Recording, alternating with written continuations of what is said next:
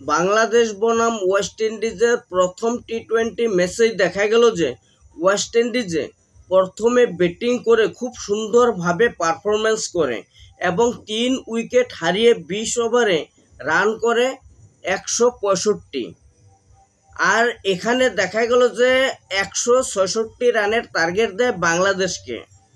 তবে এখানে ওয়েস্ট ইন্ডিজের তরফ থেকে কি সুন্দর পারফরমেন্স করেছে যারা, তাদের নাম আমি তোমাদেরকে বলে দিচ্ছি। এলিক অ্যাথানান্সে 34 রান করেছে 27 বলে, 4টি 4 এবং 1টি ছক্কা হাঁকিয়েছে, দারুণ পারফরমেন্স করেছে।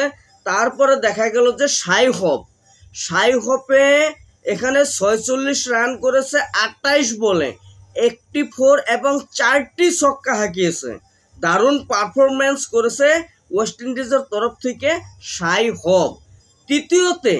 তৃতীয়তে দেখা গেল যে রবমান পাওয়েল 44 রান করেছে 28 বলে, 1টি 4 এবং 4টি ছক্কা হাঁকিয়েছে। এত সুন্দর পারফরমেন্স করেছে ওয়েস্ট ইন্ডিজের খেলোয়াড়রা, কি বলবো তোমাদেরকে, দারুণ পারফরমেন্স করেছে।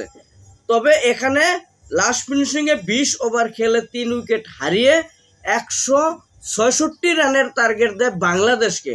আর সেই টার্গেটটাকে শেষ করতে এসে বাংলাদেশে দেখা গেল যে কোনো একটা খেলোয়াড়ে এখানে ভালো পারফরমেন্স করতে পারেনি।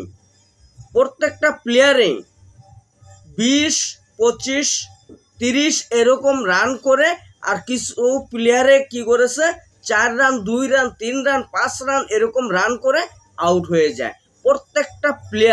প্রত্যেকটা খেলোয়াড় বাংলাদেশের এমনভাবে আউট হয়ে যায়, কোনো ধরনের ভালো পারফরমেন্স করতে পারে নাই বাংলাদেশের খেলোয়াড়রা।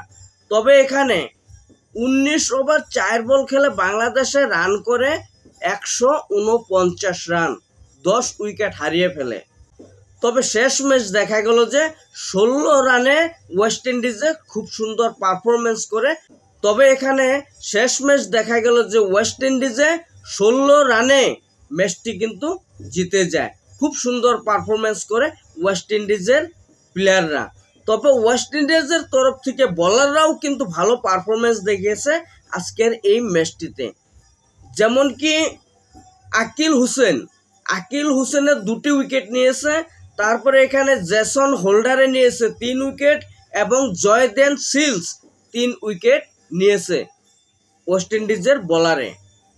দারুণ পারফরমেন্স করেছে ওয়েস্ট ইন্ডিজের খেলোয়াড়রা। যেমন ব্যাটসম্যানরাও ভালো পারফরমেন্স করেছে, ঠিক তেমন বোলাররাও কিন্তু বোলিংয়ের দিক থেকে ভালো পারফরমেন্স করেছে।